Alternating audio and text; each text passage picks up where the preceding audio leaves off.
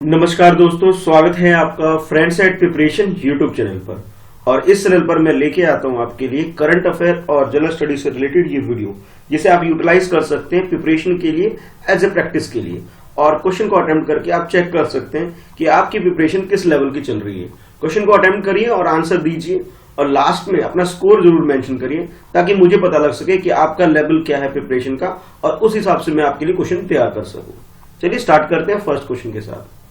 Consider the following statement.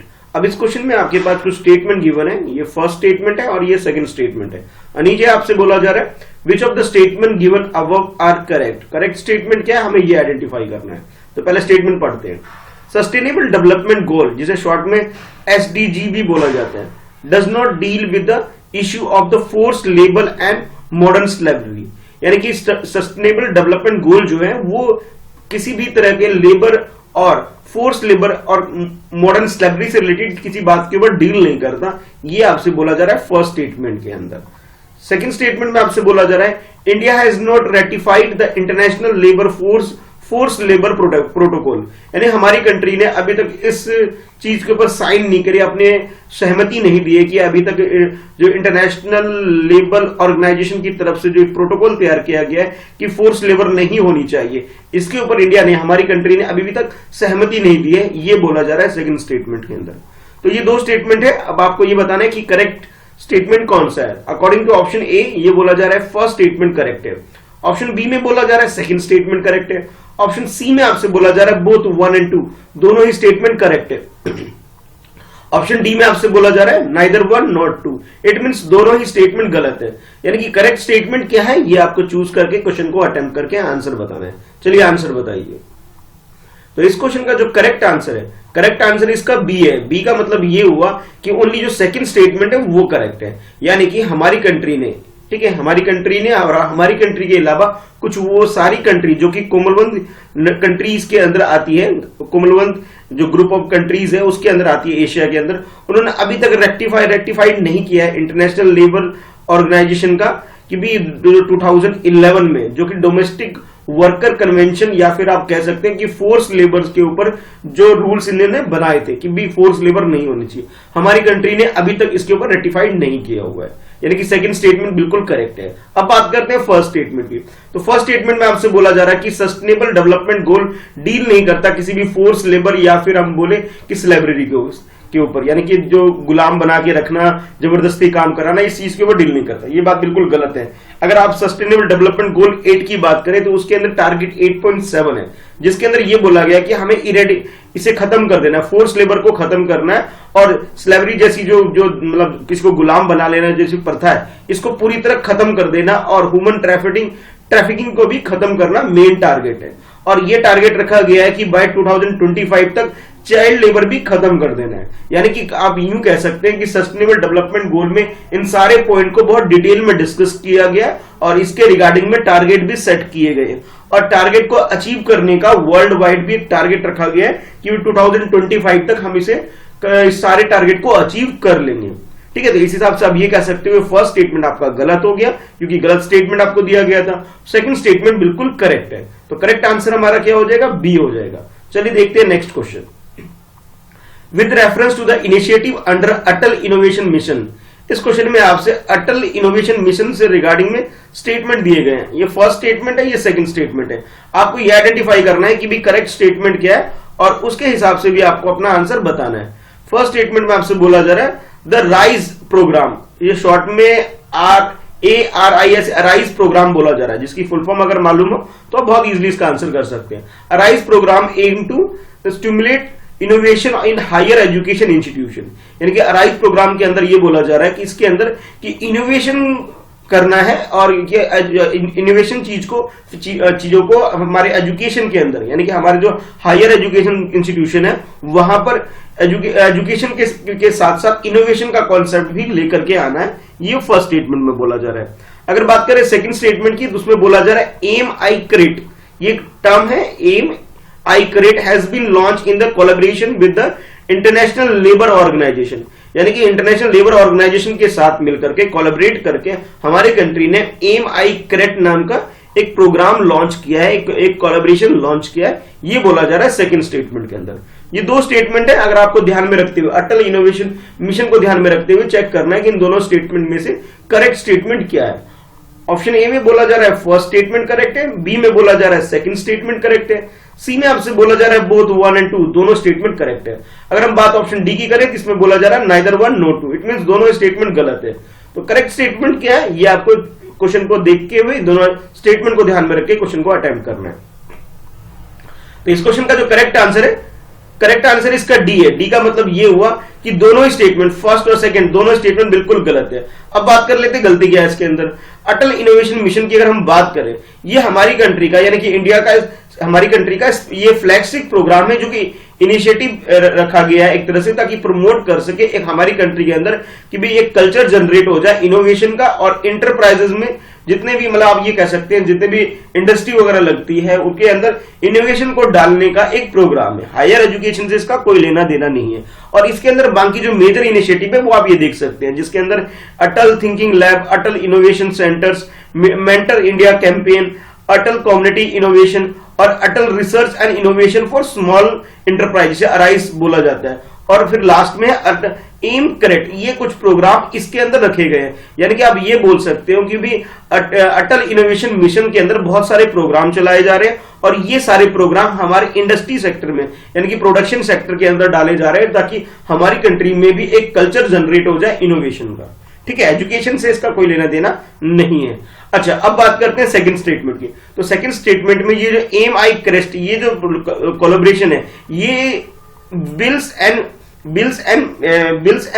Melinda Gate foundation के द्वारा हमारी कंट्री में इसके, और फिर वादानी फाउंडेशन, इन लोगों की कोलैबोरेशन के साथ इसे स्टार्ट किया गया है। जैसे कि आपको स्टेटमेंट सेकंड में जो आपसे बोला गया था कि इसे स्टार्ट किया गया इंटरनेशनल लेबर ऑर्गेनाइजेशन के द्वारा, नहीं, इसे इंटरनेशनल लेबर ऑर्गेनाइजेशन के द्वारा नहीं, बल्कि बिल्स जो कि एक टाइम पे वर्ल्ड के रिचेस्ट पर्सन थे, बिल्स, ठीक है, बिल्स और मिलिंडा गेट फाउंडेशन के द्वारा, और उसके साथ साथ वाधवानी फाउंडेशन के द्वारा, इन दोनों ने मिलकर के एक तरह से कोलैबोरेशन करके इस प्रोग्राम को स्टार्ट किया है। तो आप ये बोल सकते हैं दोनों स्टेटमेंट गलत हो गया। तो करेक्ट आंसर हमारा क्या हो गया, डी हो जाएगा। चलिए देखते हैं नेक्स्ट क्वेश्चन। नेक्स्ट क्वेश्चन में आपसे पूछा जा रहा है द एजेओ new was recently in the news। अब ये न्यूज में क्यों है, एजेओ अजो न्यू, ये न्यूज में क्यों है, आपसे ये पूछा जा रहा है। तो आपके पास ये चार ऑप्शन है, चार ऑप्शन में से आपको बताना है कि एक्चुअल में ये टर्म क्या है और ये न्यूज में होने की वजह क्या है इसकी। तो ऑप्शन ए में बोला जा रहा है ये जो एजेओ न्यू की अगर हम बात करें, ये एक नैनो बेस्ड कोटिंग मटीरियल है। मतलब आप ये समझ सकते हैं कि एक तरह का ये कोटिंग मटीरियल है जो कि इंप्रूव करता है ड्यूरेबिलिटी को, according to option A. Option B में हमसे बोला जा रहा है एक community driven platform use for the leveraging blockchain technology, यानी कि आप ये बोल सकते हो ये जो टर्म है ब्लॉकचेन टेक्नोलॉजी में यूज की जाती है। ऑप्शन सी में आपसे बोला जा रहा है non contract device use for the measuring neonatal bilirubin level, यानी कि आप ये बोल सकते हो ये एक तरह से मेजरिंग टूल है, मेजरिंग डिवाइस है जिसका यूज किया जाता है नैनोनेटल बिलीग्राम लेवल को चेक करने के लिए। और ऑप्शन डी में आपसे बोला जा रहा है large size asteroid discovered between the orbit of earth and moon, यानी मून और अर्थ के बीच में एक लार्ज एस्ट्रॉइड को डिस्कवर किया गया, उसी का नाम रखा गया एजेओ न्यू रखा गया हुआ है। ये चार ऑप्शन है आपके पास, इसके हिसाब से आप करेक्ट आंसर आपके हिसाब से क्या है क्वेश्चन को अटेम्प्ट कर लीजिए। तो इस क्वेश्चन का जो करेक्ट आंसर है सी है। सी का मतलब ये हुआ कि हम इसे ये बोल सकते हैं ये नॉन कॉन्टैक्ट डिवाइस है जो कि यूज किया जाता है मेजर करने के लिए, मेजरिंग नैनोनेटल बिलीरिबन लेवल को चेक करने के लिए यूज किया जाता है। अभी रिसेंटली हुआ क्या है कि Kolkata based SN Bose national institute for basic science, जिसे शॉर्ट में SNBNCBS बोला जाता है, कि यहाँ के जो रिसर्चर है, यहाँ के जो भी लोग रिसर्च कर रहे हैं, उन्होंने एक डिवाइस को डेवलप किया है जिसका नाम रखा है एजेओ न्यू। और ये मेजर करता है कि हमारे जो ब्लड के अंदर, ठीक है, हमारे ब्लड के अंदर जो येलोइश सब्सटेंस होता है, ठीक है, उसको मेजर करने के लिए एक डिवाइस डेवलप की गई है और उसी का नाम रखा गया है कि भी ये एजेओ न्यू रखा हुआ है। यानी कि आप ये बोल सकते हो कि भी ये जो एक तरह का एक डिवाइस है और ये मेडिकल फील्ड में काफी यूजफुल होने वाला है। और ये जो येलोइश सब्सटेंस जो हमारे ब्लड में होता है, इसका काम ये होता है कि हमारे ब्लड के अंदर जो क्लियरेंस का काम, यानी कि जो कोई वेस्ट प्रोडक्ट है उसको बाहर करने का, उसको डिस्ट्रक्ट करने का काम करा जाता है। यानी कि आप ये बोल सकते हैं ये एक तरह से डिवाइस है जो कि मेडिकल सेक्टर में यूज किया जाता है। तो करेक्ट आंसर हमारा सी हो गया। अब देखते हैं नेक्स्ट क्वेश्चन। नेक्स्ट क्वेश्चन में आपसे पूछा जा रहा है which of the following best describe the term tokamak. Tokamak क्या होता है, ये टर्म आपसे पूछा जा रहा है। इस टर्म की डेफिनेशन आप एक तरह से आपसे पूछी जा रही है, किस चीज से रिलेटेड है क्या चीज। तो ऑप्शन ए में आपसे बोला जा रहा है it is a robot wheeled vehicle design to look for the sign of life on Mars. ये बोला जा रहा है कि ये एक तरह से व्हील यानी कि पहियों वाला एक गाड़ी आप डिजाइन कह सकते हो, जो कि ये चेक किया जा रहा है कि मार्स के ऊपर लाइफ है या नहीं है, उस चीज से रिलेटेड है। अच्छा, नेक्स्ट आपसे बोला जा रहा है ऑप्शन बी में it is the web based portal. एक तरह से पोर्टल है ये जो कि फैसिलिटेट करता है monitoring of the electric grid को मॉनिटर करने के लिए उसे एक फैसिलिटी प्रोवाइड करने के लिए एक वेब पोर्टल है, according to option B. Option C में आपसे बोला जा रहा है it is latest nuclear submarine launch by the Indian navy. यानी कि हमारी कंट्री में जो इंडियन नेवी है उनके द्वारा एक लेटेस्ट न्यूक्लियर सबमरीन लॉन्च की गई है, उसी का नाम रखा गया है टोकामाक। और ऑप्शन डी में आपसे बोला जा रहा है it is experimental machine design for the harnessing fusion energy, कि भी एक तरह से एक मशीन है, एक्सपेरिमेंटल मशीन जो हमारी यहाँ डिजाइन की गई है और जिसका जो काम है वो है हार्मनेस फ्यूजन एनर्जी को से रिलेटेड एक मशीन है जो कि एक्सपेरिमेंटल बेस पे डिजाइन की गई है। तो ये चारों ऑप्शन है आपके पास टोकामाक के बारे में। टोकामाक एक्चुअल में है क्या, इसके बारे में आपको बताना है। तो इस क्वेश्चन का जो करेक्ट आंसर है वो डी है। डी का मतलब ये हुआ, अगर हम टोकामाक की बात करें तो एक मशीन है जो कि डिजाइन की गई है हार्मनेस फ्यूजन एनर्जी से रिलेटेड है ये, और इसे इंटरनेशनल टर्मोन्यूक्लियर एक्सपेरिमेंटल रिएक्टर के द्वारा जो है एक जो डिजाइन की गई थी वर्ल्ड की लार्जेस्ट टोकामाक। यानी कि टोकामाक के बारे में अगर मैं बोलूं तो ये एक तरह से एक्सपेरिमेंटल मशीन है, एक मशीन डिजाइन की गई है जो कि हार्मनेस फ्यूजन एनर्जी है उसको मेजर करने का ये काम करती है।